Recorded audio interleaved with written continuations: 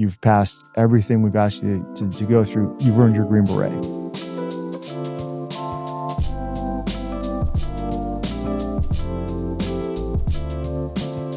Welcome back to Case Studies. I'm here with my longtime friend, Jason Van Camp. Yes, sir. Dear friend, somebody that I've admired from the day that we met. My Thank you. admiration for military and special forces is just like, I hold these guys in the highest regard.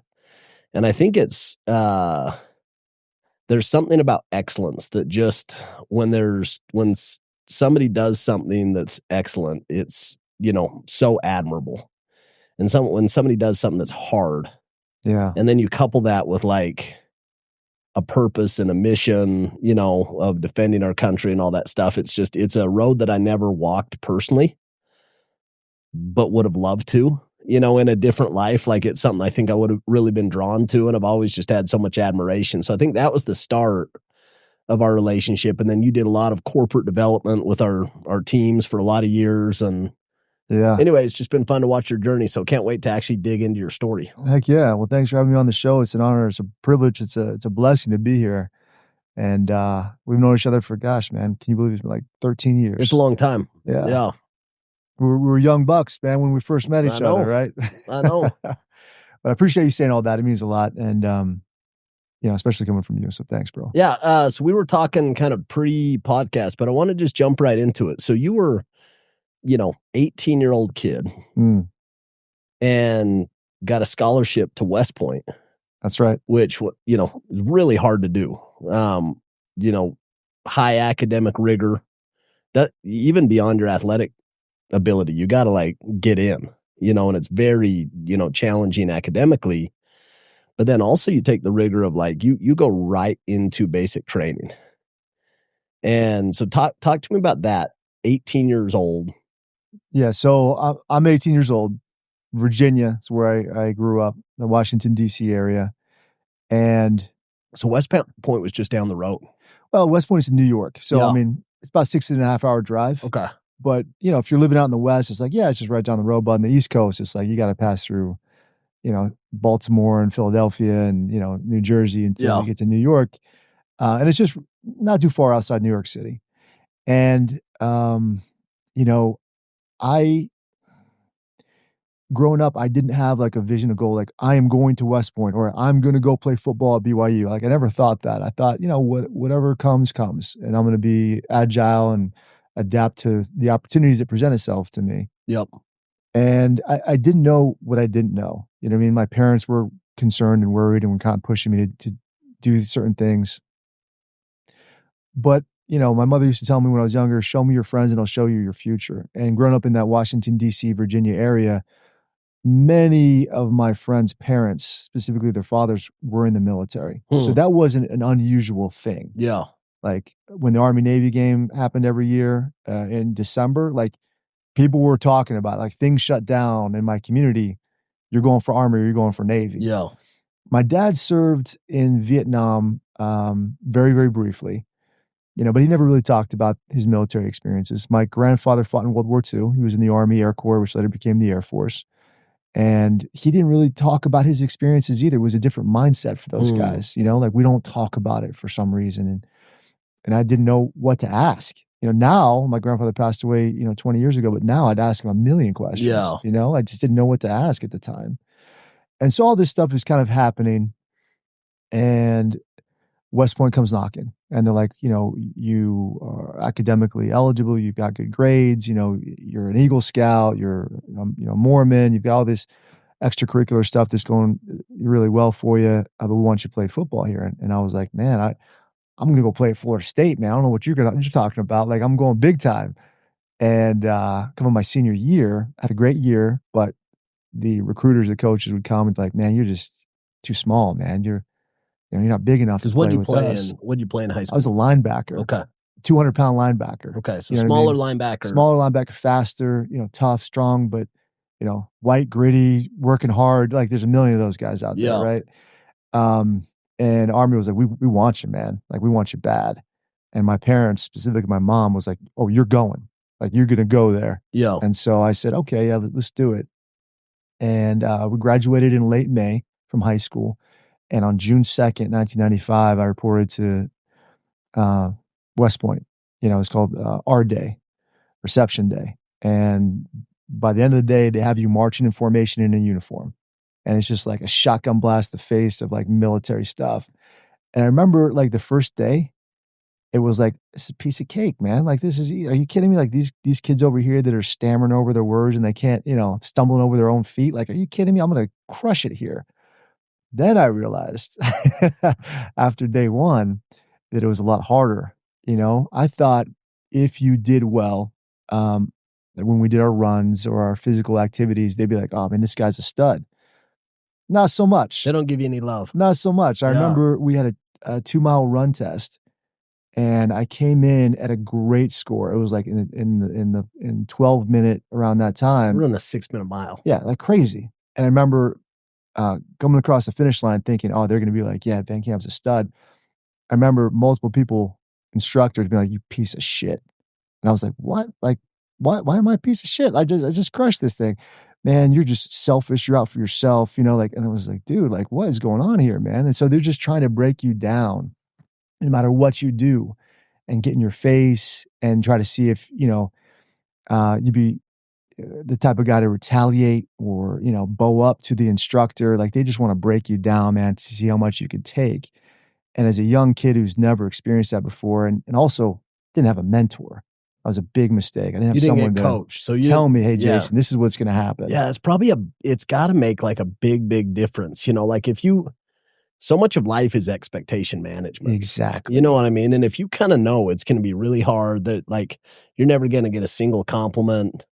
When you get a little bit of love, it's like, oh, that's nice. Versus like, I think human nature, like all of us are desperate to like be liked and like you nailed it with be appreciated. With expectations. My expectation was, oh, Jason, if you go there and you know the trivia, if you go there and don't complain, if you go there and like crush it physically, they're going to be like, this guy's awesome. Expectation was not met. Wow. And so I say this, unmet expectations are future resentments, right? If things that you expect don't happen, you're going to be upset. It's going to trigger you. You're going to get emotionally. So I had a mentor, that used different language with it, but he said frustration is a violation of expectations. And like digest being frustrated is when you have an expectation that doesn't pan out. And so that very similar to kind of the way that you were describing it, where it really is like, if I know it's going to be like a hard, long slog and I'm emotionally prepped for it, I kind of like it. Mm-hmm. But if I think it's going to be sunny weather and nice and it's a hard, long slog, then you kind of get, frustrated because it wasn't the plan. Hey man, can I talk to you for a minute? Just really quick conversation. And it's an hour long. And you're like, dude, you set me up for like a 5-minute conversation. And I've been here an hour. And you hit me up. And like, now I'm getting, if you told me in the beginning, hey, we're going to sit down. This is going to be this is a long conversation, an hour. The same thing when you're driving down the street, you expect for whatever reason that, you won't get into an accident. That the other drivers are going to drive safely. They're not going to cut you off. And when they do, you get angry because you didn't expect that. I think about that so much. Like when me and my wife are arguing or fighting. Yeah. And I'm a little bit logical. When I can step back, I can go to that core root of like, hey, what did I expect to happen? Yeah. And most of the time it's, hey, I expected, she was going to be doing this and I was going to be doing this, and that changed. And that's why I'm frustrated right now. Yeah. Where if I would have known that would have been great, so that so much of it is like, that really is like a life hack, is understanding that. And then 2, having really low expectations. There it is. You know what I mean? Like if you expect nothing from people and you're grateful when you get something, there it is. That like, you can be pretty happy, that sounds like pessimistic or like, I don't think it is. I think it's like, if you just kind of don't expect anything and are grateful for what you get, you're that's happy. Wisdom right there. People say manage your expectations. I say eliminate your expectations, because you go into something with no expectations, you're going to be happy at the end of it. Dude, I think about that on like some of my favorite trips all time with my family have been when I haven't even thought about them. Yeah. I haven't prepped, I haven't done anything, and I just show up, and all of a sudden it's like, whoa, Yeah. this is sick. Like we're we're doing this event or that. Like my wife is so into the details, and so many times Yeah. I'm busy with work, and so it's just kind of trying to show up with a good attitude. And a lot of times those end up being my favorite experiences for exactly what you said. I had no expectation. It's funny how that Except, works out. It's straight yeah, truth, man. I totally agree with you. Your wife, women in general, my wife, they like to know beforehand. They like to plan it all out. They like to imagine what's going to happen. They like to have the schedule down to its finest detail. How often are they walking away from that vacation happy? we're literally bouncing all over. But I have like this dear, dear, dear mentor of mine, Okay. amazing friend, really prominent individual in the community. Okay. He's notorious for like when you're in person, him making a commitment, being completely certain that it's going to happen, and then disappearing. Okay. All right. But he's one of like my best mentors, person I look up to the most. But how I've managed that relationship is we'll be doing a deal. Says, sweet, I'm in for half. Say, awesome. Put him down for 0. Mhm. Next time, hey, I'm in, still in for half. Yes, put him down for 0. Make a contingency plan. Third time, and then he comes in. I'm like, sick, awesome. But I'm also not going to have it affect the relationship if he doesn't, because I've known him long enough to know it's not malintent. When he's with you, he's sincere that he actually believes it, but he's just busy. And You've set that expectation. Yeah. I totally do the same thing with my friends. It's like, all right, is this a guy that I'm going to call if I'm in jail? He's not going to be there for me. I know that, right? He's not going to pick me up. He's not going to do that.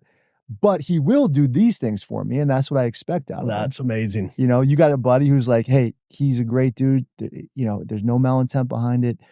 When we do a deal, he's going to say, yes, I'm in. And he's not going to be in. He's not going to show up. Yeah. And I have other friends that like he'll do that to them and they'll be completely offended. And they expected him and they kind of counted on it. And and I've even coached them. I've just said, like, you have to have 0 expectation, but also know if it shows up, he'll add a ton of value. Yeah. Like he'll show up, but he's getting hit from every direction and it's not personal in the moment. I think he fully believes. He probably does. Here's some wisdom I'll drop on you. Don't expect you out of other people. Yeah. If you can do that, you'll be happy in life. You know, because what you think and believe and do and how you act in life isn't what other people do. Your standards are different. Find out what their standards are, who they are, what their values are, and then so good. Yeah, we're jumping off track for sure. Sorry, but this is the good stuff. Like I love this stuff, and it ties into special forces. Yeah, because this is at some point I want to go into this with you is why somebody makes it and why somebody doesn't. Mm-hmm. But let's go back. So you go do basic training, you get through it. Yeah, it's about 2 months, and it is basic training essentially, but it's at West Point, right? So you go through all that stuff, and then for the football guys, we're out at this camp. I forget the name of the camp right now, but you're in a tent, and the coaches come and get you from the woods, and they're like, "All right, we got 2-a-days starting today," and so like you've been running, you're like not in football shape, and exhausted. And you got to start 2-a-days. And it's freshmen, you know what I mean? And just getting your ass handed to you by the upperclassmen. Yeah. It's just like, man, what have I gotten myself into? And just humbling experience, just destroying your ego. And then from there, you get back to the barracks and then classes start. And I remember walking into my first class, discrete dynamical systems is what it was, DDS. And at West Point, they have something called the Thayer method. So what they do is they give you the test first, and then they teach you. And so we walked in the first day of class and like, all right, open your books. Here we go. Here's the quiz. And I remember thinking, bro, like I don't even know how to work this calculator. let alone like what this guy's talking about. And I was starting to panic a little bit. And I looked around the room. Everybody's in the same boat. Everybody's like, in the same boat. And you're like, oh, thank God. Like I'm not the only idiot here, right? We're all in the same boat. And you just have to figure out how to get through it, with your buddies, Yeah. with the people that you're to your left and to your right.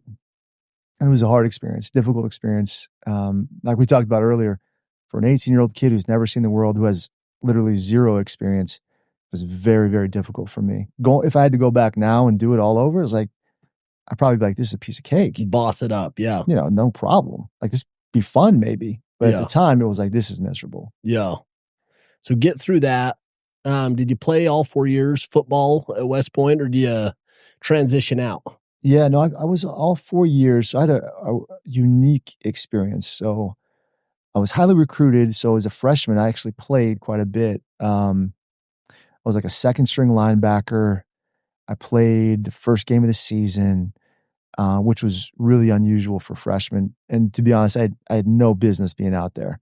You know what I mean? Like it was a whirlwind of, now you got to learn the defense. Now you got to do all this stuff. And then I just wasn't prepared. If I was the coach, I'd have been like, Jason, we're going to sit you this first year, get you integrated, get into the weight room and all that.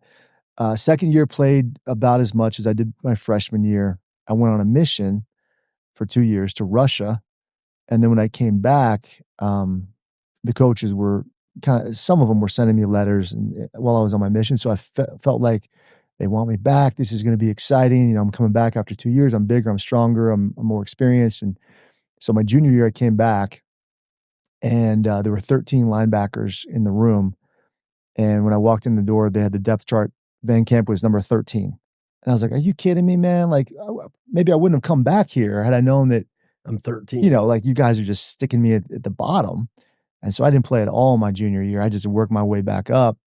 And then my senior year, going into spring ball was first string. Like I busted my ass first string.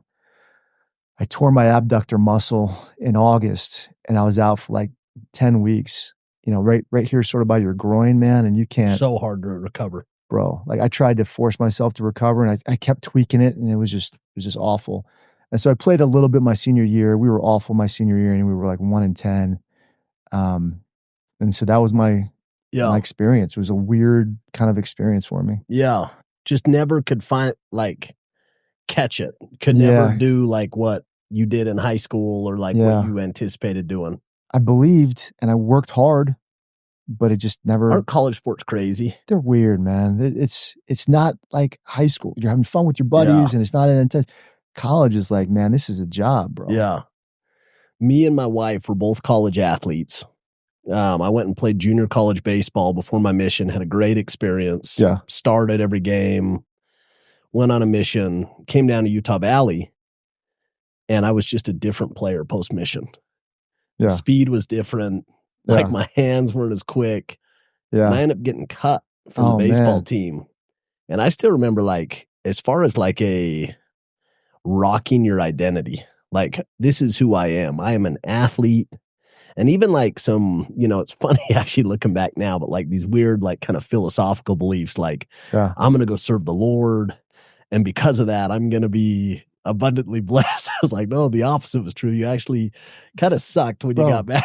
Same thing with me. Bro, that's crazy. I was thinking about this the other day. We had a guy who was a volleyball player at BYU. He got up in front of the congregation a couple of Sundays ago, and he was like, man, I walked onto the BYU volleyball team and I kind of made my way to playing a little bit. I went on my mission and then I came back. I became All-American and then I became a professional volleyball player. Thanks to the Lord. Thank you so much for doing this for me. I was like, man, I'm like you. I was the opposite. I came back and it was worse. Like, but strangely, like that doesn't affect my faith at all. Yeah. Like my faith is that life is happening for you. It's not happening to you. And the greatest thing that, looking back, I can say this like with full confidence, the greatest thing that ever could have happened to me was getting cut on that team. Because it gave me permission to go make a pivot in life. I was never going to be a pro athlete. Yeah, me neither. Right. But it gave me permission to start down a different career that ended up being life-changing for my family. It was perfect for me. Yeah. And I never, I would have, played for 4 more years and missed that window. So I believe God gave me exactly what I needed. But what I thought I was going to get was sacrifice and then have like an abundance of, victories on the field. I And get it. I get it. Me too, man. so great. And my wife, the same thing, it's like her college career was just playing and then getting beat out and then sitting her senior year against some ridiculously talented girl that ended up being an All-American, and kind of left the season, I don't want to say bitter, but just unquenched like that. Yeah, yeah. That like, hey, I left on top. Didn't feel that, Needed some closure. Yeah. I get that. I really get that. So you played all 4 years, got like a world-class education. Yep. So my brother was the same boat. My brother went to Air Force, went on a basketball scholarship, and kind of finds out everybody's on scholarship. So everybody like, you're not special if you like have a scholarship because everybody's on scholarship. Right. And so ultimately he ended up transitioning and just going to school full time. But had similar experience, really tough. School was rigorous, like, but got a great education, Fantastic. And he graduated? Yep, graduated from the academy. And so on yours, when did it lead to like special forces? So at West Point, you had a lot of instructors that would try to push you towards the infantry. And they wouldn't kind of lead you to the water and let you drink. They would like stick your head into the water and force you to drink some of it, they don't care if they drown you. You know what I mean? They really want you to go infantry, and that for a lot of guys, when you push back on that, well, like I don't want to be like this guy, therefore I'm not going to do the infantry route. And at the time, most of the Army football players went field artillery. And so I chose field artillery. And we went to Fort Sill, Oklahoma. And so give me kind of some of the context on like difference between infantry and field artillery, because I'm a bit ignorant on. Oh, it's okay. So there's a lot of different branches in the military. Yep. There's the engineers, there's the air defense artillery, field artillery, infantry, finance, signal, logistics. There's all these different things you can do. And kind of depending on your personality, your values, that's what you pick. So the infantry guys are out in the woods. They're the first line. They've got the M16s, the M4s now. They're the ones like kicking down doors and that sort of thing. Yeah. Really intense. And the artillery guys, they call them the king of battle. So you have big guns like howitzers and you shoot from a distance and you kind of prep the battlefield and you do different things like that. Yeah. And so I went artillery in Fort Sill, Oklahoma. And it was, like I said, a lot of Army football players went artillery. There's sort of a brotherhood like of artillery guys. So you had a lot of buddies. A lot of buddies there. Yeah. And this is the first time we're out of West Point. So, it's, everybody's having fun. Like we're going to Oklahoma City almost every night. So I served my mission in Oklahoma City. Oh, you did? Okay. And Fort Sill was in our mission. There you go. And everybody loved being missionaries in Fort Sill. That's good. Because you would just have, some like LDS people that were in the military. Yeah. And you'd have other friends that are like away from family. And it ended up being like a place we had a lot of success in the mission. Just because it was like a transitionary phase in people's lives. That makes sense. Anyway, Fort Sill was rad. When were you there now? It was 2001 or 2002 through 2004. All right. So I was there 2001. Probably just missed you. We just missed each other.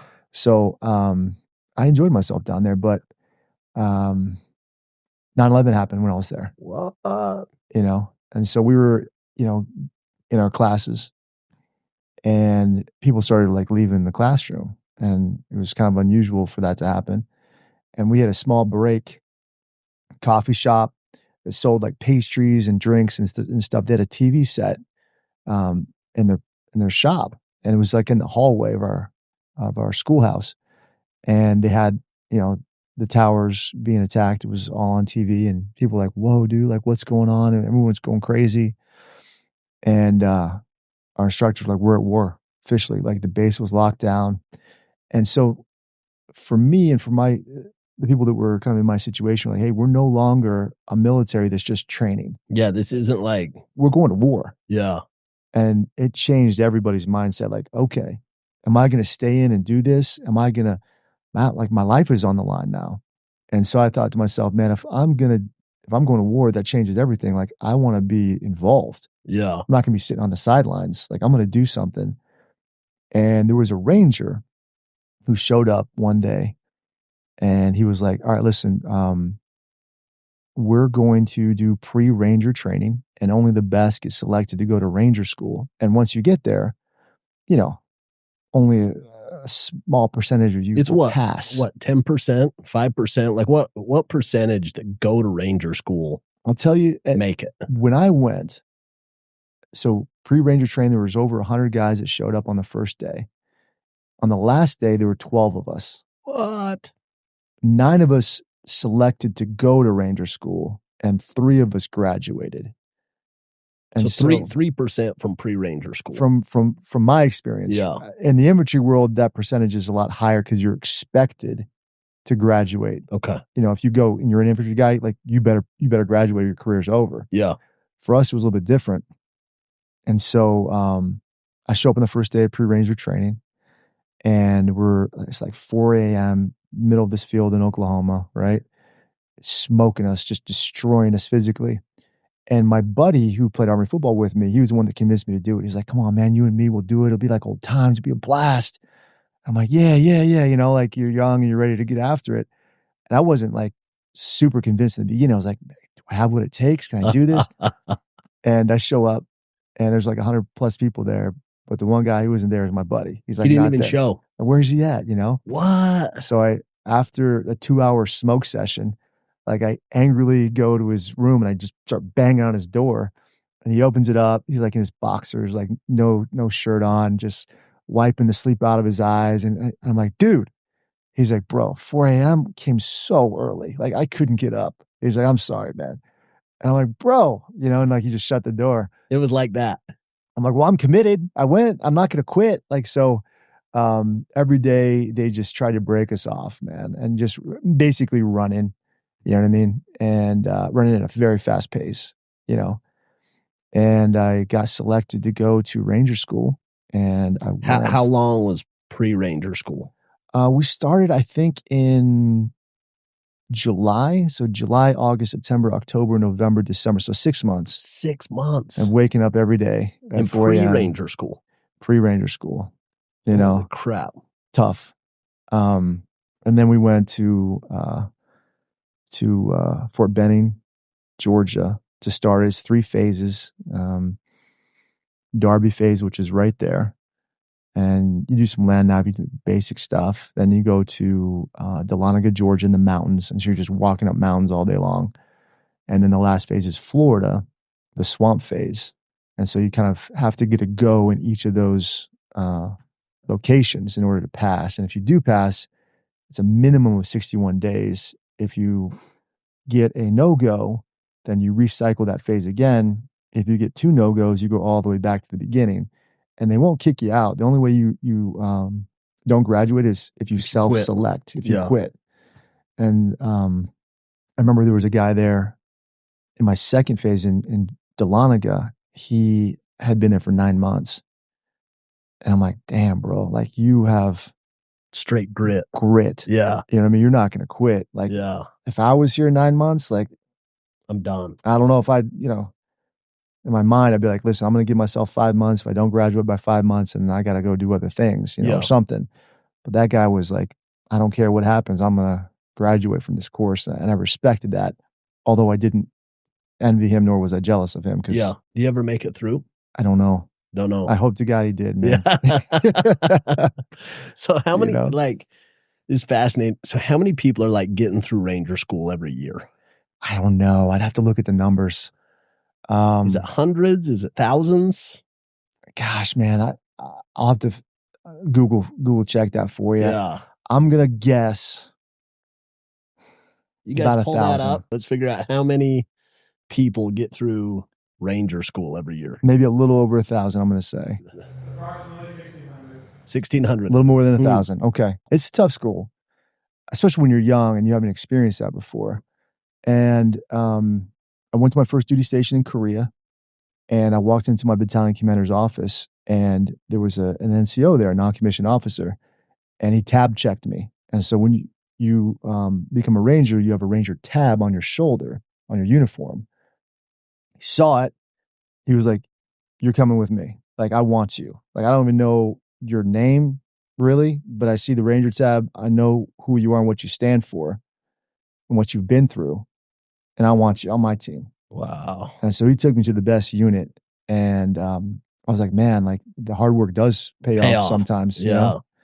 And had a great experience in Korea. And then right after Korea, I went to the initial invasion of Iraq, and so we went to do all that, and that was Tell crazy. tell me about that, because this is Yeah, what was this one called? Operation Iraqi Freedom. Operation Iraqi Freedom. Yeah, And this was like Afghanistan went down first, right? Afghanistan went down first. And wasn't that Rangers? Yeah, there were Operation Anaconda, I believe. Yeah, Rangers went in there. Yeah. But Green Berets were already there, and and all that too. Usually, the Green Berets are the first one they send in there. The horse soldier guys with the beards, and they speak the Yeah. local language and all that. And so that kind of went down. And because I was going to Korea, I missed out on that. Then Iraq, I was there from the beginning. So we went from Kuwait through the entire country. I ended up in the northwest border between Syria and Iraq, in this town called Arabiya, which is not too far from Mosul, which is where the ancient city of Nineveh was. Mm. And it was a different experience because the enemy basically threw down their gun. Sometimes they'd fire at us, They but didn't really fight back, right? threw down their guns and they ran away. And so we entered like conquering heroes. You know what I mean? We're like, we did it. Now can we go home? Like It was kind of the insurgency was kind of the just beginning. They were Yeah. just starting to get that together. I mean, we rode around in Humvees without doors. You know what I mean? Like nothing like it was when you were there. when I was there. Yeah. Nothing like what it was 5 years later. And so when I was there, I got to see some of the Green Berets, and they were just wearing whatever uniforms they wanted. They had beards. They were just like the guys. You know what I mean? You're like, oh man, like I want to be like that guy, just charisma through the roof, just, knowledge, credibility, the whole thing. Like nobody was messing with those guys. So I was like, man, like that's the type of military experience that I want to have. I think most people were they look at the Green Berets and, guys like that Delta Force, and they're like, man, I want to do that, but I have to pay the price. Yeah. And so we get back from a year deployed, and kind of the same thing. Another buddy was like, bro, like Green Berets, let's do it. Me and you. I'm like, bro, that's like 2.5 years of training. Is he a Ranger? He was a Ranger. Okay. We went through Ranger school together, and he's a West Texas guy. We played football in college. Great dude. And I was like, oh, man, 2.5 years of training. Oh, man. All right, you got me. Like, let's do it. And we submitted our paperwork. Interestingly enough, I got picked up and he didn't. And so I found myself on a bus going to North Carolina. How crazy is that? Like your buddies that got you to do it, it didn't play out for them, man. That's kind of how it is for me in my life. If somebody has an idea and they get me to join, that's usually where I have the most success. If I have the idea and I try to do it by myself or get people to join me, it doesn't always work out. Interesting. But I'm going to North Carolina on this bus. I'm like, what did I get myself into, man? My buddy Jess, he's not even here. People on the bus I don't even know. And the first phase of selection is about a month. And I loved it, man. It was awesome because it wasn't your typical military experience. They don't yell at you. They don't berate you. They don't give you any negative or positive feedback. They just look at you and then they take some notes and then they walk away. And so you're like, did I do well? Like, what's going on here? And I just thrived in that environment. You show up, they're like, "Hey, this is where you need to show up. This is the uniform you need to wear." You show up, you're like, "What are we doing?" They don't tell you. I'm like, "Okay, we want you to run as far and as fast as you can. Everything you do will be evaluated, and go." And then you just run. You're like, "Am I running 8 miles, 16 miles, 2 miles? Should I sprint now? What should I do?" You just have to figure it out, and I love that. And it kind of ends with a land navigation course, and it kind of depends on how the luck of the draw. Some guys I heard get like 30 miles of land nav. Some guys get like 16 miles of land nav. I was about 20, so I was kind of in the middle there. And at the end of it, they tell you whether or not you've been picked up to go to the qualification course or not. And then the qualification course is another about 2 years or so. So it's cool. It was a lot of fun. And so, pass. Yeah, you pass, so you got to go through small unit tactics. Yep. Very similar to Ranger School. You're in the woods doing that. Then you go to your MOS specific course. So I was an officer. So for us, it was a lot of classroom work, doing operations orders and missions and planning. And you get a chance to do advanced special operations, which is sort of like spy work. You go to DC and you do some stuff like that, which is really, really fun. Yeah. Phase 4 for us was Robin Sage. So that was they hire economically distressed towns in North Carolina to role play as fictitious characters in a country called Pineland. And so you have to sort of rally the locals to rise up and overthrow their communist government. And you can do some cool stuff, like you can rob a train. I know some guys that did that. You can go into a high school with like hundreds of people and you can give them a motivational, like, let's go and take them down. You can, there's a million things you could do, depending on where the town's just down to party. town's getting paid to do it. Here you go. That's the craziest thing I've ever heard. It's fun. It's super fun.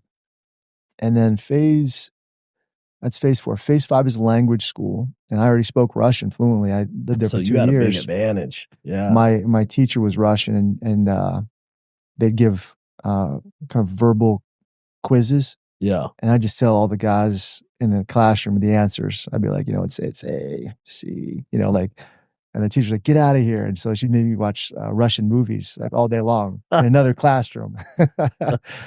And so she was cool. And then phase 6 is the last phase. It's SEER school, survival, evasion, resistance, and escape. And so you jump into a drop zone. You get your team together. You invade Pineland. And you go on a mission. The mission goes poorly, and you get chased. And you get chased for a few days. And if they catch you right away, then you're thrown into a prisoner of war camp. If it takes them about 5 days to catch you, then you sort of just like live in the woods trying to evade capture. And they've got dogs that are barking at you and chasing you, and they're looking for you and everything.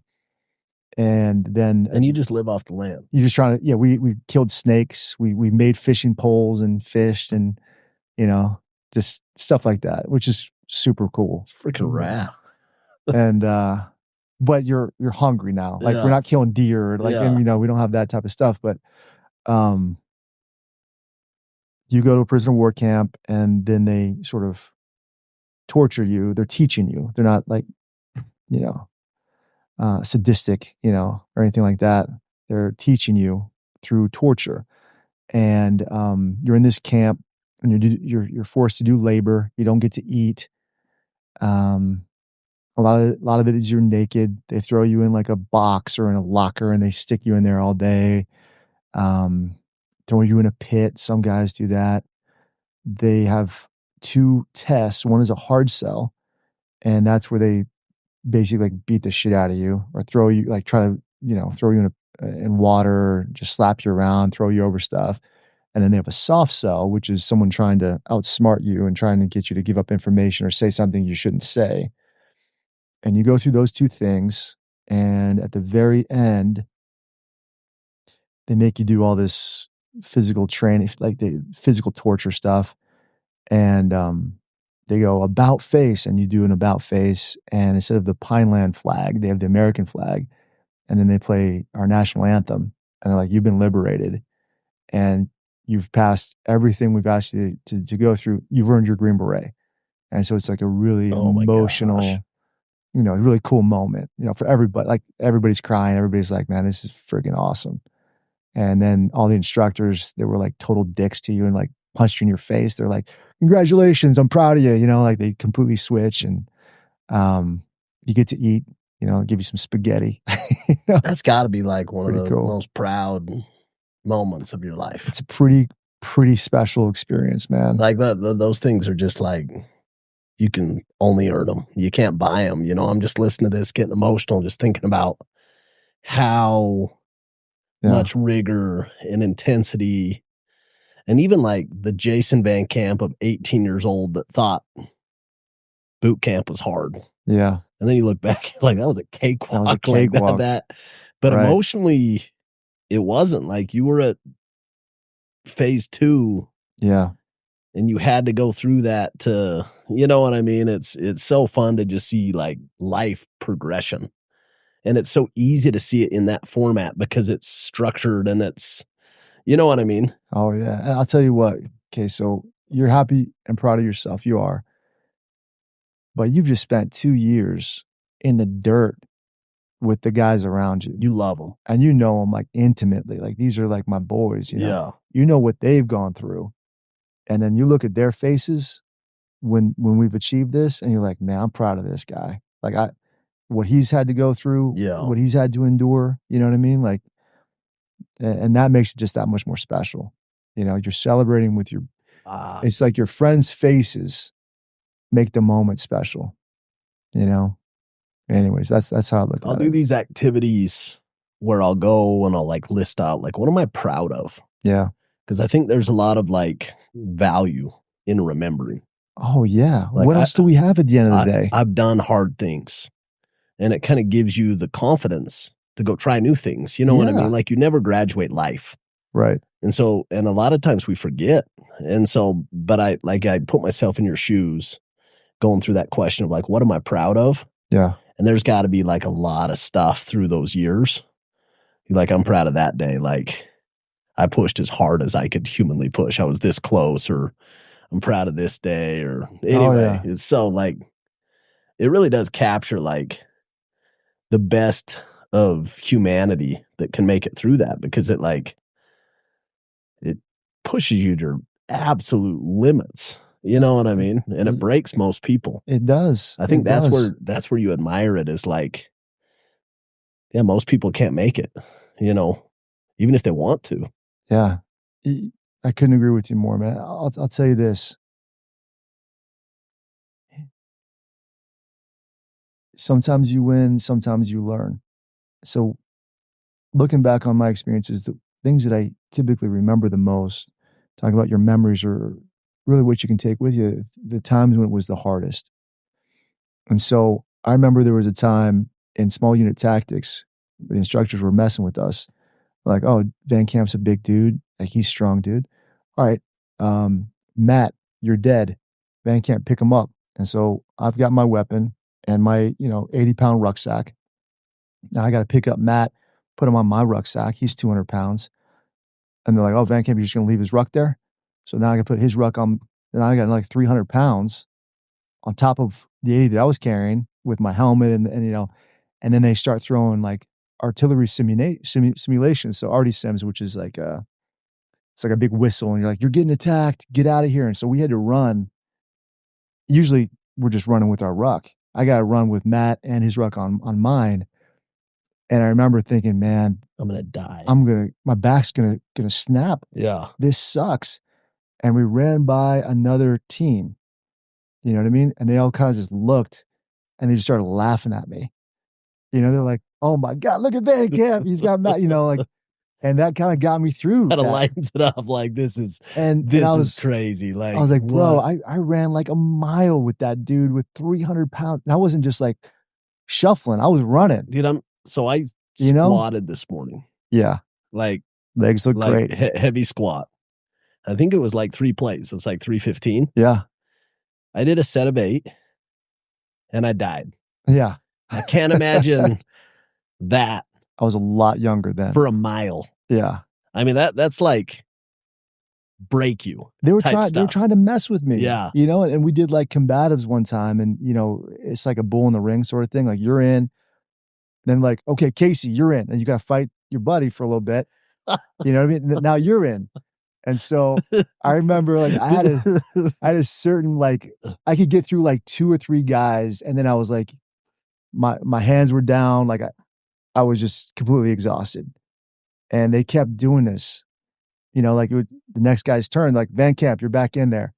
Van Camp, you're back in there. You know what I mean? They just kept messing with me. I remember that sometimes. I remember something they called the sandbag baby. And that's another thing they try to break you off, It's like man. sadistic, man. It's just like, Bro, it's crazy. The things that the people come up with.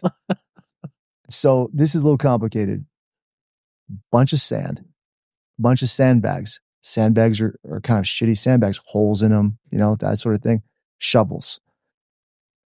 All right, you guys have to fill up all these sandbags and deliver these sandbags over that hill and over that hill to a group of villagers. They're instructors playing, you know, Arabic villagers, and to fortify their town.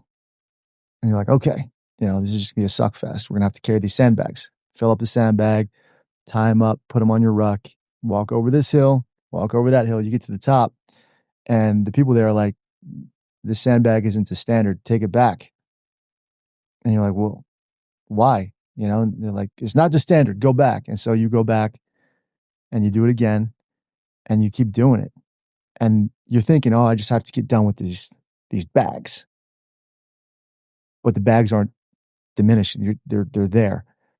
And so people are like, what do I have to do? Like, when is this thing going to be over? And you do this for hours. they're just doing And instructors just look watching you.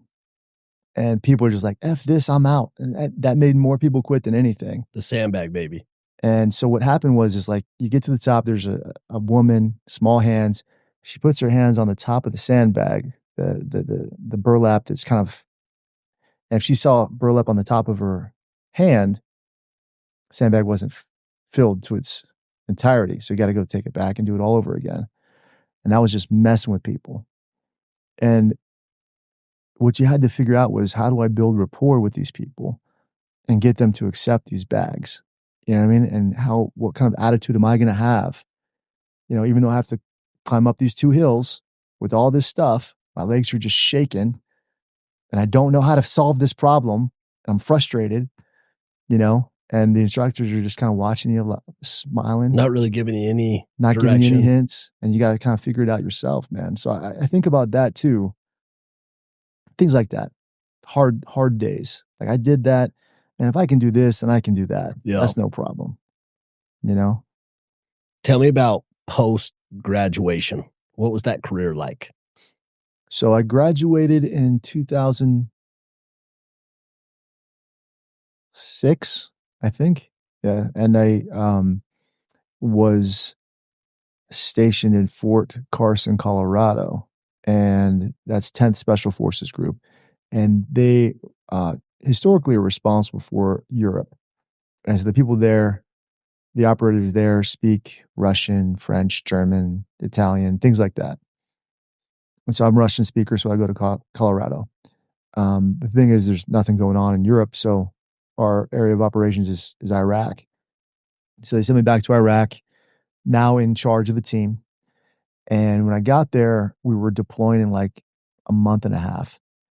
And my company commander, my boss, is like, Jason, you haven't been with your team. You haven't trained with them. You don't know the SOPs. We're keeping you and your team back. And you're going to do some taskings in the rear.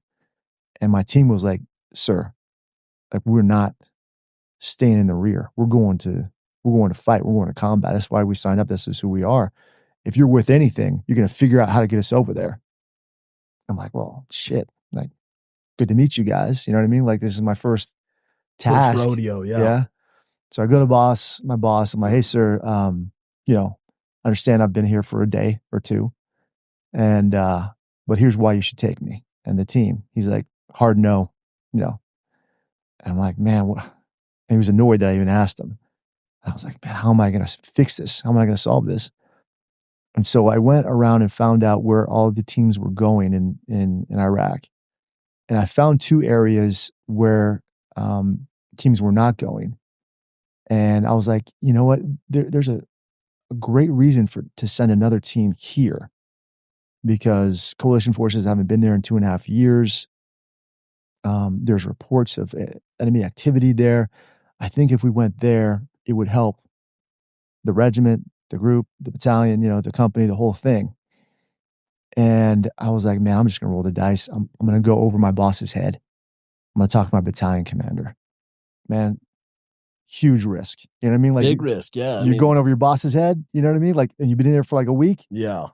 But I wasn't going there to like complain and whine and be like, you really should take us and we're going to be the best. Like I was like, hey, sir, this is where you need us. And we want to go and here's why. And so I gave him the pitch. And I've always been good at the briefs and the pitches, really good at that. And the battalion commander was like, yeah, well said. Yeah, we're taking you. And I was like, hell yeah. So first I had to tell my boss and he was pissed. He was pissed. He went around. Pissed. But I think he respected me, for doing that. And then I went and told my team, and I was thinking, man, I'm a conquering hero, man. I'm going to walk into the team room and they'd be like, nice job, sir. We knew you could do it. I walked in there. I was like, guys, got us. We're going to Jalula. And they just kind of looked at me like, okay, fine. Like, no congratulations, no thank you, no nothing. I was like, this is how these guys are going to be. This is how it's going to be this whole time with the team. And we went over there. And the second day, this is a crazy story. I don't tell it too often. We go over there. The first day, we go scout out a location where we can set up a base, a compound, because it wasn't already established. Because we were going to an area that hadn't seen coalition forces in 2.5 years. Long time, yeah. We see this area. I'm like, yeah, this is a good place to go. We go back to the base that we were staging from. And the next day, we're going to go back and do some more work and some more kind of site survey type stuff. And we leave in the 3-vehicle convoy, 3 Humvees. I'm in the front. And my boss gets on the radio. And this was a different boss because now, instead of being with Alpha Company, I was attached to Charlie Company. And he's like, hey, what's your location? I'm like, this is my, this is where I'm at. I'm on the way to do this. He's like, okay, listen, I'm flying into your location later today. I need to talk to you. Turn around. Okay, roger, sir. Turn around the vehicles. We go back to the base we're staging from. And I remember I got Scott on my team to be the gunner. And I got Zach to replace me in the front seat. And I was like, Zach, you're more of a senior guy. You take charge. This is what I want to happen. He's like, got it, sir. And they took off. And I walked back into our operations center, took off my body armor, my helmet, my weapon. I was like, all right, I'm just going to wait for the boss to get here later, whatever. And I hear on the radio, troops in contact, troops in contact, troops in contact. And I was just kind of like, hey, who's in contact? Because there's going to be anybody in the, in the country. And maybe somebody And the guy on the radio, he's like, hey, sir, it's your guys. I'm like, what are you talking about? He's like, your guys are in contact. They're in a fight. I'm like, what are you talking? They left like 5 minutes ago. They're like, I don't know what to tell you. They're fighting right now. And I was like, shit, all right, well, let's go. And so I got my stuff back on. I got a bunch of guys. We went out there. And the vehicle that I was just in had hit an IED, an improvised explosive device. So what they did was they put the enemy, Al-Qaeda, they put an artillery shell, 155, I think probably a couple of them, underneath this culvert. So like kind of like a pipe underneath the road. Somebody crawled in there, put an artillery shell in there, and then walked back with, copper wire behind a berm. And then they saw our vehicles coming. They initiated it. It blew up the middle of the road, huge crater. The vehicle that I was in lifted up. Scott, who was in the turret, he was ejected literally like 1,000 feet down the road. Can't believe how far he flew. He landed on his weapon, snapped it in two, broke his back, completely concussed, was trying to put his weapon back together to fire, but you can't do that. And so he was just out of it. Zach, who had replaced me, he put his arms out instinctively, when the vehicle got into the collision, and both of his arms were snapped back. And so it was just kind of like rubber band, like kind of both of his arms. He couldn't do anything. Um, the driver was an ODA, an Operational Detachment Alpha team member from another team who was redeploying in like a week. He lost his leg. And then the interpreter in the back, who was an Iraqi national, he died in my vehicle. And so we got there. The enemy had left. We recovered the vehicle. We got all of our guys on a medevac and got them out of there. And I found the copper wire leading out behind the berm. Personally, I found it. And then I found motorcycle tracks leading off into the desert. I was like, okay, this is what we have to deal with. Day 2, lost 2 of my guys, Thankfully not, they weren't killed. They were just injured. And got on the radio, reported everything. And at the end of it, I was like, where's the effect of, hey, sir, when are you coming in? He said, what are you talking about? I was like, you said you were coming in. That's why I turned the vehicles around. You want to talk to me? He's like, what are you talking about? I'm like, sir, I didn't imagine this. Like, he's like, Jason, I didn't say anything like that. I don't know what you're talking about. And I was like, okay. And so I was like, man, there was something higher. It was at work here, man. I don't know where that message came from, but I certainly didn't imagine it, And, it was a rough deployment for us, but we took the fight to the enemy, man. And at the end of it, I had 2 more guys get shot. One died. My 18 Charlie, Rob Pirelli, he died. He got shot in the head on a mission we went to. And then the last mission we did was on September 11th. And there was a town called Karatapa in northern Iraq. The mayor came down and was like, Al-Qaeda's completely taken over our town. And they had like buildings there. It wasn't just like a dirt village. And so we went in there with about 4,000 Kurdish Peshmerga forces. And we completely took over the town and neutralized the threat. And then we went home like 2 weeks later. So it was my second deployment. First one was Iraq, and it was way different. Way different. Very permissive-ish. You know what I mean? The enemy threw down their weapons. We drove around without doors on our Humvees. We're at the end of my time there. I was there for about a year. We were like conducting stability operations. We were like rebuilding police stations and train stations and, trying to get commerce back into the country. And then my second deployment there, it was, hey, insurgents, fundamental and Islamist forces are now in this area, actively fighting us, and doing a pretty good job of it. Yeah. So that's kind of what we How many got times into. did you deploy total? So a lot of guys will, depend on what unit you're with, they'll be like, I went on 15 deployments. Well, a lot of those deployments were like 3-month, 6-month deployments, really short, For me, I've went to the Middle East 3 times. The initial invasion of Iraq was there for a year. My second time was 2006. Was there from like February to late October. And then we went back over again the next year for about 9 months. And so those were the times that I went there. So 3 times. When did you officially finish up with the military? We have something called a JSET, a Joint Combined Exchange Training. And we were sent to Mali, Africa. And so there were Tuareg rebels coming down on horseback, essentially Al-Qaeda in the land of Maghreb, and terrorizing towns and raping women and killing men and, kidnapping children. And they were like, my unit was like, we'll go over there, assess the situation, train up the local indigenous forces, and then, go on some missions with them. And so we found the local indige, and they were called the Echelon Tactique Interarmée, so they spoke French. And we trained them up, and we went on a mission. And one of the first places we stopped at was like an African village. It was like straight out of National Geographic. I mean, like women without tops, like spears, like the whole thing. and Full blown like tribe. tribe, Like, like a tribe, yeah. yeah. And we established a perimeter, and I was walking around the perimeter checking to make sure that they were awake and they were doing what they're supposed to do and they knew what they were doing in sectors of fire.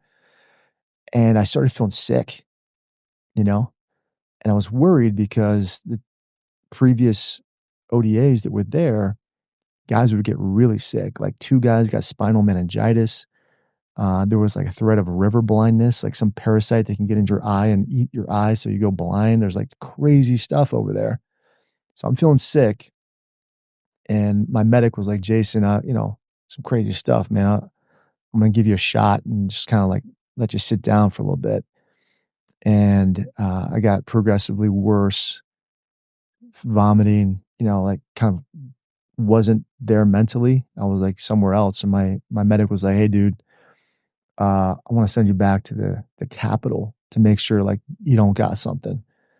And my team sent me back, and what happened is for some reason I started developing a tonic-clonic seizure disorder, and so it's sort of like epilepsy.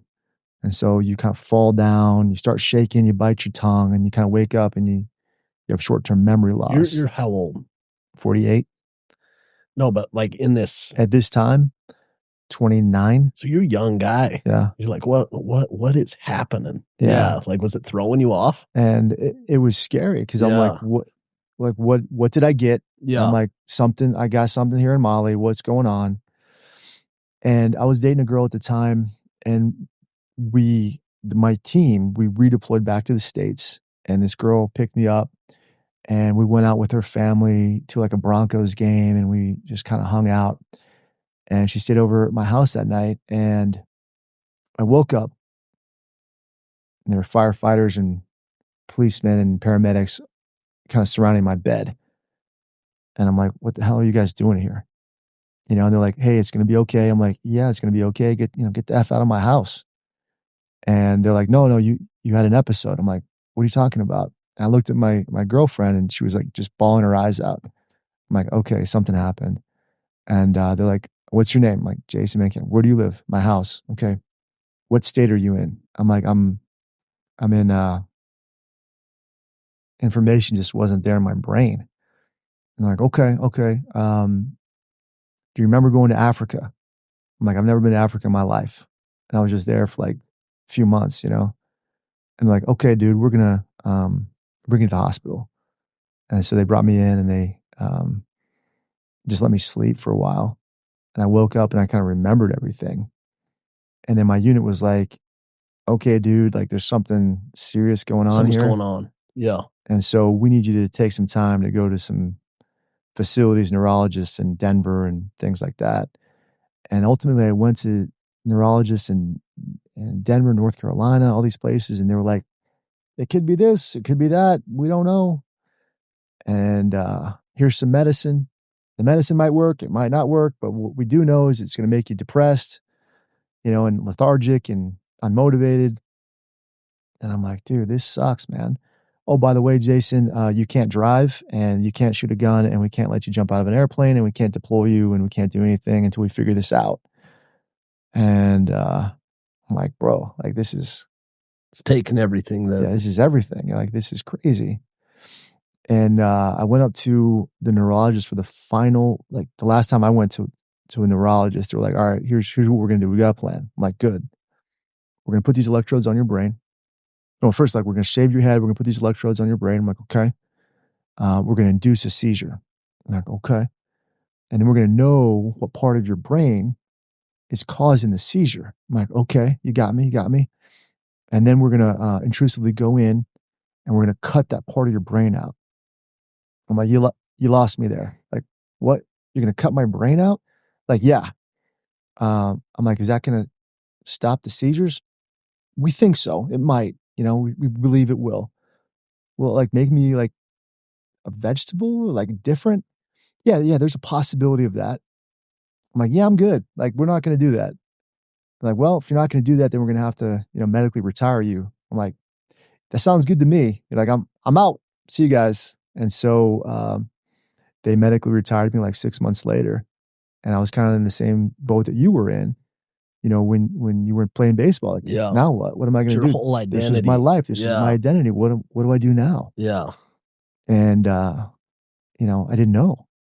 I didn't know what to do. And so I came here to BYU to get my MBA. Because like what I said earlier, like, show me your friends and I'll show you your future. A lot of my buddies were entrepreneurs, like doing really well. And I was like, I can do that. I can do that, Yeah. you know? Yep. And so that's kind of my path. So you come back, marry the girl that you were dating that time, or? No, she broke up with me. I think a lot of it had to do with the seizures. It kind of freaked her out a Kinda little scared bit, her. and Yeah. totally understand. And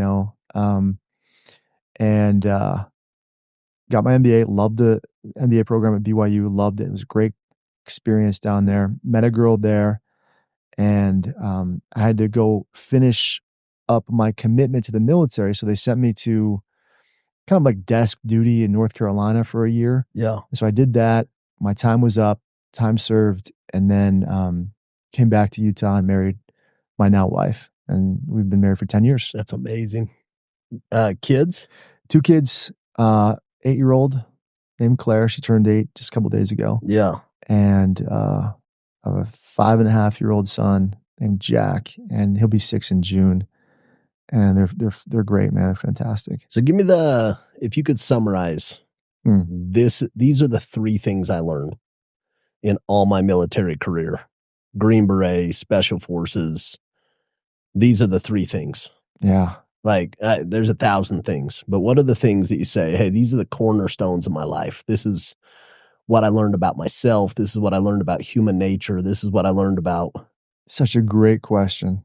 Man, that's such a deep, profound question. I'd love to give it some time to think about it, but off the cuff, I'll tell you this. Growth only happens in discomfort.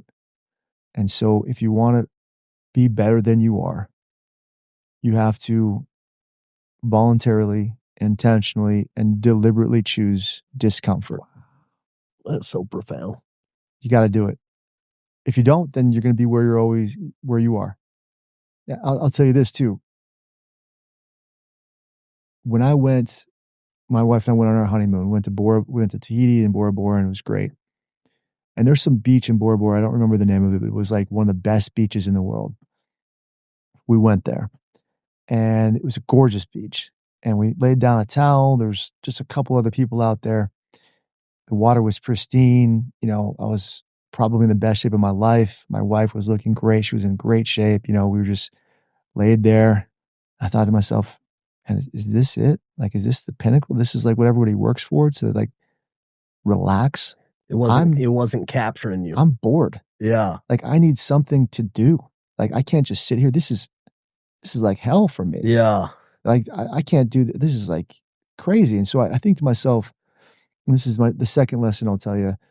A lot of people think I'm going to work so hard so that I eliminate all the problems in my life. So I have no problems. So it's just calm and peace, and that's it. We'll always have problems in our life, always. And your happiness and your success is determined by the problems that you choose to have in your life. When you get up in the morning, you're like, man, I get to do this. These are the problems I get to solve today, and I'm excited to do it. That's your happiness. Wow. Like for Warrior Rising, like on Tuesday morning, I know we have our executive director call, and it's going to be 3 hours. I'm fired up for the Tuesday call, man. Yeah. Because we get to talk about some stuff that I care about. I get to solve some problems that I want to solve. Yeah. That's what I'm excited about. The third thing I'll tell you is, in the military, when you graduate from West Point, you want to be a good leader. And you ask everybody you know, do you have any advice for me? And to a man, like a knee-jerk reaction, they all say the same thing, more or less. Trust your NCOs. You're going to be an officer with no experience. You're going to be leading guys that have been there and done that for years, non-commissioned officers. Trust them to do the job. Trust them. Got it. And I went into my career doing that. And when I went into the Special Forces and I talked to my boss for the first time, sort of the walk into his office and he sits you down and kind of gives you the lay of the land. He asked me a, a similar question, and that's what I told him, like, trust your NCOs. He's like, huh? He's like, well, Jason, how's that worked out for you? And I thought back to my experiences thus far, and I'm like, well, honestly, not that great, because I trusted guys that I probably shouldn't have trusted. They got me in trouble and they got themselves into trouble. And he's like, yeah, Jason, like, don't trust your NCOs. And I was taken aback a little bit. I was like, well, man, you're gonna have to repeat that, sir? Like, don't trust them? He's like, why would you blindly follow a guy with a couple of chevrons and rockers on his uniform? Like, you don't know who this person is. Like, why would you trust that guy? Get to know him as a person. Find out who he is, what makes him tick, what he believes in, what you can trust him with and not. And then only once you believe in this individual, then you can begin to believe in this NCO. And I thought, man, that is pretty profound, because the guys on my team, there were guys that you could have in a firefight all day long. Like, Yeah. I want Casey next to me. Boom. This guy I can trust. But when we deployed back to the States, he was the same guy I could not trust to not beat his wife or to not get a DUI on the weekend. Couldn't trust him. Yeah. The expectations we talked about. Same thing. There's a guy on my team where we got into a firefight and he froze, man. And I was like, shit, like this, I can't have him. Can't have him on the team. And he was the same guy in the rear when we had to do our financials and our sensitive item inventory. He was the guy that I put in charge of that, and he did a phenomenal job. Fantastic. Wow. So I was like, man, you got to have, and it comes back to those expectations. So I'll leave you with those three things. I think about this, like Stephen Covey, he talks about this idea of trust. Yeah. And I think trust, it's like we say, oh, do you trust your dad? Yeah, I trust my dad. Or, do you trust your wife? But it's so much more nuanced. And he kind of breaks it down. He says there's character. Is this person a good person? Mm-hmm. And then there's competency. He said, would you trust your dad to do brain surgery? And it's like, no. Right. And so you give kind of this broad brush of trust. But what you're describing is like, is this person a good person? Yeah, kind of. Right. Is this person competent to like have my back in a firefight? Absolutely. So when we're in the trench, I trust this person implicitly. Yeah, exactly. But like, would I trust him with my sister? No. Like, I absolutely would not do that. And I think that like what you're describing is really profound as far as like this principle of alignment and separating out, and also leadership. My experience with leadership is great leaders. They magnify people's strengths and they minimize or make their weaknesses irrelevant. And great leaders find a way to put people in a position to win and play with the team that you have. You know what I mean? And what you're describing is that. Well. It's saying, hey, this guy isn't courageous. Yeah. And I can't have him at the front. But he does have a good heart and he is competent. I'm going to go put him in the back and I'm going to go give him a role that he can dominate with real clear instructions and put him in a position where he can win and he can contribute versus just kick him off the team. You know what I mean? So it's all those things are just such profound leadership lessons.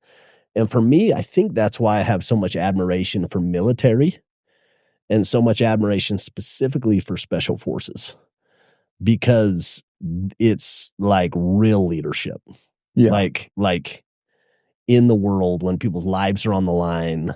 Yeah. Leadership. Like I remember hearing this story. I went and did this Harvard program and I had these two guys who were Navy SEALs in my program. And they were the coolest dudes, like low 40s, kind of out of the kind of full-time SEALs. And so I'm just asking them questions, just like, sure. And who is this guy? McNairn. He was the guy that gave like that real famous McCraven gave that speech at, Make Your Bed. Yeah, Make Your Bed speech. But I'm talking to those guys about this guy and they're like, that guy's so legit. I'm like, give me some examples. They're like, we're on a mission like in Afghanistan. And this guy's senior, like as senior as it gets. Yeah. and shows up to their base and says, hey, we're going to go out. Puts on full gear. They go do a full-blown night mission, like all night long, hike into this village, go take out some bad guys. And they're like, here's the guy that's like leading the country. But when he came out with us, it wasn't like, hey, you do this and you do this. It's like, okay, let's go. That's pretty cool. I haven't heard that story, but that sounds I'm cool. just like getting chills thinking like, how would you not run through a wall for that guy? You know, that guy shows up and he's putting on his gear. You're just like, okay, like where are we going? You know, yeah, go anywhere. He has the credibility and the credentials, man, for sure. Yeah. I met him once or twice. Seems like a really, really good dude. And I've heard nothing but great things. I mean, this was, third hand experience, but so I don't, have anything to say about him other than these guys had an experience where they said, these guys are exceptional leaders, Yeah. And they're saying, I'd follow that guy all day long, and so you get these lessons of like, hey, what is like real leadership, Before we finish up, talk to me about Jason 3.0 and what you're working on now and what gives you purpose. And even I'm always fascinated by this, like, how do you not get depressed and how do you not get down? And like you hear it's this common theme, and it's not just military, it's Olympic athletes, it's anybody that goes through these extremes to get to the pinnacle of their career. Yeah. And then the landscape changes. And you kind of have to recreate yourself. Like, one, did you experience it? And then two, I know that's a big piece of your career now is helping wounded warriors and people that are trying to go recreate themselves. I couldn't agree with you more. And so the first thing that I would tell you is, you're not alone. Everybody experiences this. You're going to get older. Your body's going to ache in different spots. You're going to lose your hair. Your sight's going to go. Like, all this stuff's going to happen. You know what I mean? And you're not alone. It happens to everybody. Next thing is, I've found that you can find happiness in service and in helping other people. And I try to live my life as a force multiplier to help other people because selfishly, I'm helping myself. I'm making myself happy. I'm selfish about being selfless, in a way. Next is, for me personally, I want my family to be happy. And it kind of goes back to that expectation. Like, I thought my family would be like this. We're not exactly. Like, I thought my daughter would be a daddy's girl and want to go to daddy-daughter dances and play and all this stuff. My daughter's mean, man. She's mean to me, right? She's, daddy this, daddy that. And I'm like, what do I have to do to change to get her to like me? But also I can't pressure her or force her. I have to have her kind of come to me. And, so I I'm trying to figure out that piece right now. So that's a problem, right? And I'm, my love language is gift giving. And so, I give my daughter a lot of gifts. My wife is like, you can't do that. She's taking advantage of you. Like, this is the opposite of what you need. So things like that, I'm trying to figure out. Now, my son is the opposite. He is the biggest sweetheart ever. And my daughter's very athletic. She loves doing dance and sports and all that stuff. My son isn't quite there yet. Like, I got him into karate. He's doing it. But when I ask him to do, like, hey, let's go play football. Let's go play basketball. I'll teach you how to do this. Like, no interest. And so I'm hoping that one day he'll break out of it. So I'm like, all right, with my son, I have to, set aside some time every day where we can, not forcing him to do it, but we can do some stuff, where I can get him to get excited about stuff. So family wise, that's sort of what I'm going through.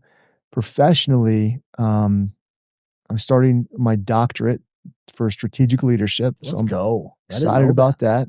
Where are you doing it at? It's an online Liberty University. Okay. And I've had a friend who's gone through the program, said it's fantastic. So I'm like, well, I'll go do it. It's not necessarily doing it to get the title, but to get the experience and to do all that. So improving yourself like that, you went to Harvard, fantastic. Like, things like that excite me. Yeah. Like, man, that's awesome. I'm writing my second book, And the first one is called Deliberate Discomfort. The second one is going to be about resolve. So once you've taken that uncomfortable leap of faith and you're like, okay, I'm going to put myself in this situation, very quickly you're like, this sucks, man. I don't want to do this. How can I stop doing this and save face or whatever? But how do people continue going forward when they want to quit? Yeah. Some people will tell you it's grit, you know. Some people tell you it's resilience. And I know Angela Duckworth wrote a book, Grit. Yeah. And in the first chapter, she talks about West Point basic training and special forces training. Like, I'm like, I've experienced those two things. Yeah. And I'll tell you, grit has something to do with it, but she didn't really hit the nail on the head. It has more to do with resolve. It has more to do with the decision that you make. Like, Deciding. I'm going to do this, and this is what I'm willing to sacrifice to get it. And I'm not going to quit. For a lot of it is like, I'm not going to quit until I die. That's my choice Yeah. I'm going to make, whereas grit and resilience don't really kind of cover all that. Don't capture it fully. And then Warrior Rising, we help 14,000 plus veterans start businesses last year. We have a big event in Salt Lake City on Saturday, November 8th at the Eccles Theater. I'm looking for a headliner, a comedian, or a band to come and play or do something for us. And I'm pretty fired up about that. I'm growing that business, and it seems like I'm overly ambitious or I'm trying to do way too much, but I'm happy. I like where I'm at. I've loved watching your journey. Thank you. You've been the same guy 12 years ago that you are today. That means a lot. Striving, putting yourself out there, always creating value. We were having this conversation kind of off before the podcast about just being the type of person that always just creates more value than you extract. Just being that type of partner that's always, and you've been that for me. Thank you. Even this last year, on the Warrior Rising stuff, like I get hit all day, every day to be a part of like the most amazing causes. Oh yeah, no doubt. And you kind of have to start filtering it and saying, okay, I'm going to say no to most of them so that I can say yes in a more meaningful way to, the ones that my heart's completely in. But on that one specifically, it was like, I don't know anything about it, but I know Jason. Thank you. And if Jason's about it, then I'm about it. But what I got from that was way more than what I put in. Like feedback, tickets, service, all those things. It was like, and I think everybody else would respond the same way, that just, when you say I'm a giver, you give yourself and you give everything. And I think people feel that. And I think that's why you're seeing the success that you're seeing. And so I'm excited to be a part of that earlier and help earlier. Awesome. Because last year, Thank you. Little too close to the too close to the deadline. But that's I think, right. With a little bit of planning and prep, and after experiencing it, it's an amazing cause. It touches amazing lives. All the entrepreneurial pitches were so fun. Nice. Sweet businesses, Yeah. So super thank cool. you. I'm excited for you to be a part of it. It's going to be a lot of fun this year. When we, before we finish up, talk to me about faith. You kind of been, grow up in East Coast, through the military, all different types of people, religions, philosophies. You're in a spot where you're taking life and you have life taken from the group that you're working with. Like, how is faith factored in the entire journey? That's another great question. Let me take a second to think about that. It's changed for me throughout the years. I think when I was younger, I had a strong faith in, our religion, and unshakable. You know what I mean? Because you're young, you haven't experienced anything yet. And I was very blessed, and I knew it when I was younger. I was very blessed. And so I thought to myself, if I'm getting all these blessings, then I can't afford not to appreciate or recognize. And so I need to do these things. And so I was like one of the strictest Mormons, you can imagine, when I was like in high school and like growing up, like, and I was a convert. I wasn't like, I didn't grow up in the church. And then as you grow up, you start to experience failure, and you start to see things like, you come back from the mission and everybody else, they have these stories like we talked about, like, oh, we were just that much better, and we were blessed because we went on a mission. I wasn't. You get to meet different cultures, different religions, different perspectives, different people. Now you're in the military where you're trying to defend people, and they're like, yeah, two in the chest, one in the head. You got to kill people. How does that shake your faith? You know, and now you're fighting fundamentalist, Islamic groups where they believe in their religion and their faith more, than anybody you've ever seen in your life. Like, why do they believe in that so strongly? Yeah. What gets after them? And so I've never been afraid of challenging my faith or exploring. I read the Quran. You know what I mean? Read a lot of anti-Mormon literature because I'd like to know what they're saying, what they believe in. And I don't think it's destroyed my faith. I think it's increased my faith, in a lot of ways. Because if you don't know the other side of the coin, then you don't really understand what you actually believe in, you know? But I think they're separating the two. I think there's religion. Yeah. And then I think there's faith. Like if you were to describe like, what is your faith? Like, what is like, this is what I believe. You know what I mean? How would you capture that? I think faith for me would be kind of your values, like who you are, who you were kind of born, what you were born with, but also what your experiences have led you to become. Yeah. And so for me, I have three values that I really feel strongly about: determination, resourcefulness, and loyalty. And that's who I am. And when I meet other people that have those values, we become best friends. Wow.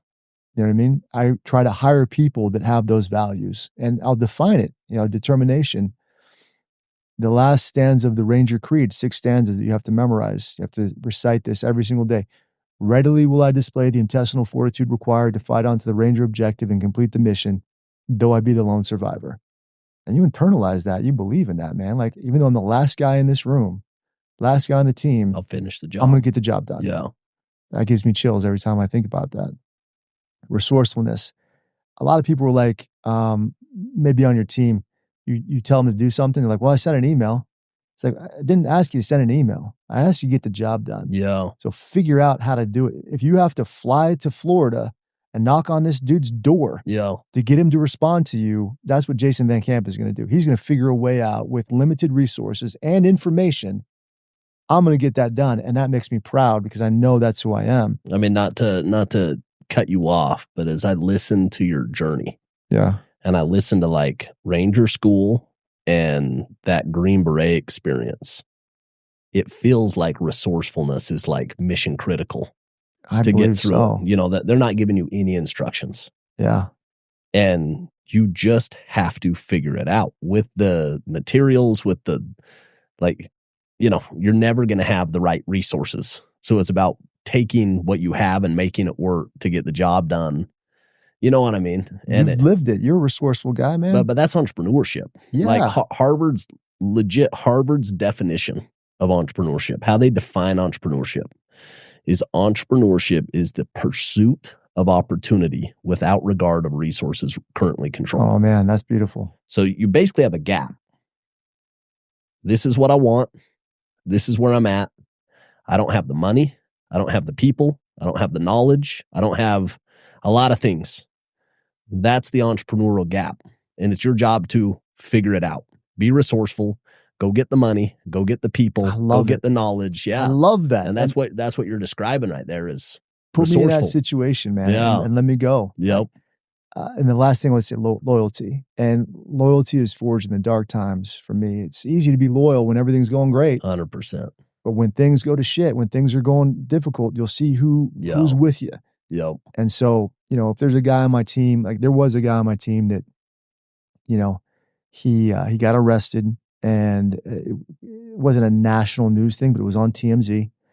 And he was getting, he was in a dark spot, And he's like, Jason, like, here's where I'm at. I understand if you want to fire me. I understand how this is going to look bad on the business. I was like, nah, man, you're good. I'm not firing you. Like, I'm with you in the dark time. I'm loyal. Right? I know this is going to look bad for my company, but you know, loyalty means more to me than that. And I'll tell you what, man, just me showing him that, he'll do anything for me Yeah. now. Because I was with him in those dark times. And, the thing about loyalty is that expectation. Like, can you really trust somebody? I expect, if I'm loyal to you, I expect you to be loyal to me. And if I get into those dark, are you going to be? Because if you're not, then you're really going to hurt me. And loyalty's hard. It is hard. Like, I'm sure you've been hurt by Yeah. people that you care about dearly. Like, I've been hurt. Yeah. And I've seen bosses and mentors get completely stabbed in the back and hurt. And you kind of have to, like, not change your values.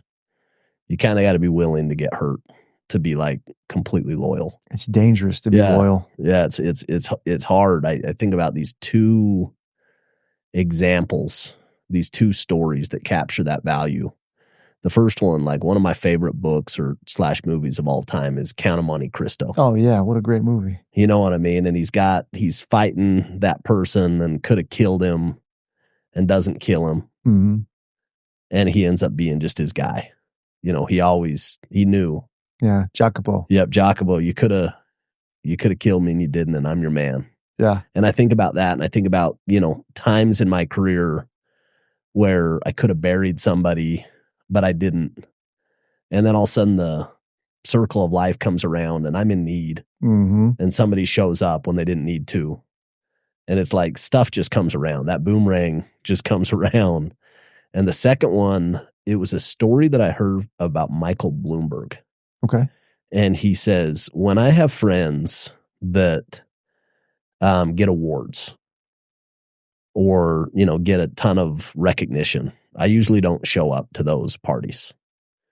But when I have a friend that gets fired or goes through something that's publicly embarrassing, I take him to dinner to the most public restaurant and I make sure everybody knows that I'm with this person. That's powerful. And I was like, whoa, like it communicated to me like what loyalty is. It's like, it's easy to cheer for everybody when the sun is shining and everybody loves them. It's way harder and more dangerous and scary to go have somebody's back when it's not popular or when they're in a low spot or whatever it is. And I just think, that's some of the beauty in life. All of us have been downtrodden or all of us have been in a bad spot and had somebody like step in and believe it in us and bridge the gap. So I love those values, man. They're really beautiful. That's who I am. That's who I try to be. Yeah, they're really beautiful. And in the dark times, you're like, who am I? Like, how am I going to get through this? Let me fall back on those values. Like, this is who I am. Yeah. And I've proven it to myself time and time and time again. Yeah. And this is going to get me through this difficult situation. Yeah. I mean, mine, when I think about faith for me personally, mine's pretty similar where the older I get, the more I realize I know nothing. Very true. I'm not diminish you, but it's like diminish. Man, how little do I actually know? Like my certainty like becomes less. Yeah. And my faith gets more simple. But like for me, it's just love God, believe in God, and love his kids. Love your neighbor, love God as much as you can give.